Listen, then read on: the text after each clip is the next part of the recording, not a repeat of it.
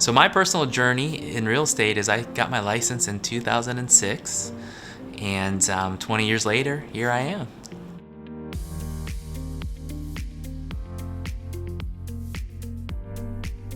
So I went to Iowa State, and I was really focused on being some sort of artistic designer, architect, and anything and everything with real estate and art was my thing. I met with a college advisor, and she didn't know me from Adam, and I sat down and talked to her, and she said, well, architects don't really make a ton of money once they graduate, and it's kind of a hard program to get into, and it's a 6-year program. You should think about going into business.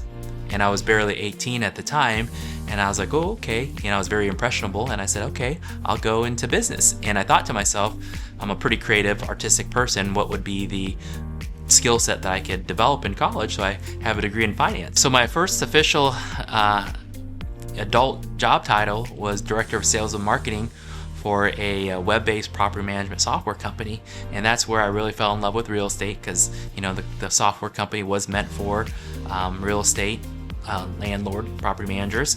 And also I fell in love with just marketing and selling. And so unfortunately we didn't survive the dot-com era, and so I went back to my finance degree and I became a financial advisor. And I also at that point met a girl named Joy, who is now my wife, and her and I decided that we wanted to buy a house together. And so instead of buying a house, though, we looked at a lot of houses, we went to open houses, we said, you know what, we could build a house for the same price, and we could pick the floor plan, the finishes, and the lot. And that's ultimately kind of what I wanted to do as a career. And so her and I got to do that with our first house together, got to the closing, and I remember looking at the settlement statement, and I was like, wow, that was a pretty fun experience, and it looked like it was pretty fruitful for my builder and for my agent. And I asked my agent at the time, her name was Sandy, I was like, Sandy, I thought about what you do, and I loved every part of it, the way that you helped us find the lot and pick the floor plan and meet with the builders and just everything. Do you think I'd be good as an agent? She said, yeah, I think you'd be really good. And so my first full year, 2007, 2 weeks after I got my real estate license, I was celebrating my 1-year anniversary with Joy in Mexico, and I had my phone on international, and I get a call while I'm on the beach.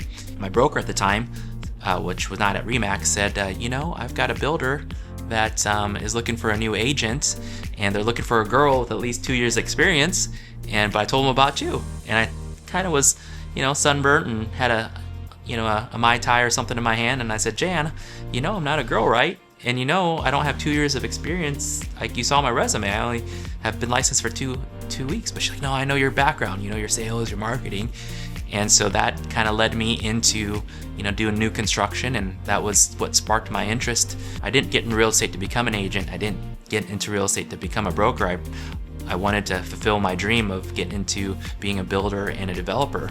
And so I thought, and I was applying for all these jobs, that were in the paper back in the day. This was 2004 or 5, they would put most of the job postings in the paper, but no one would call me back. And I suspect the reason they wouldn't call me back was because of my name, because I put my real name, which is 11 letters long, on my resume, and they're like, we can't pronounce this guy's name. Why would we hire him, to sell for us? And so I thought, let's get a real estate license, let's learn from the ground up, let's become a builder developer. And lo and behold, I represented, 3 builders and 4 different developments before I came over to Concepts. And the reason why I came to Concepts was they had thought I got offered a position as a manager at my old brokerage, and I was 2 or 3 years in the business, and it was kind of unheard of for someone my age to potentially be a manager of an office, but I was a runner-up. I didn't get the position. The past owner at the time, he said, we don't have management roles, but we do have partnership roles. And I looked him in the eye, and I said, okay, I'll consider coming over on one condition, that I will have the first right of ownership in the next office that you open. So a couple years into this business, I was really perplexed, like, how did a guy that had no real estate background, no real estate connections, get offered, to become, owners of 2 pretty well-known big national companies.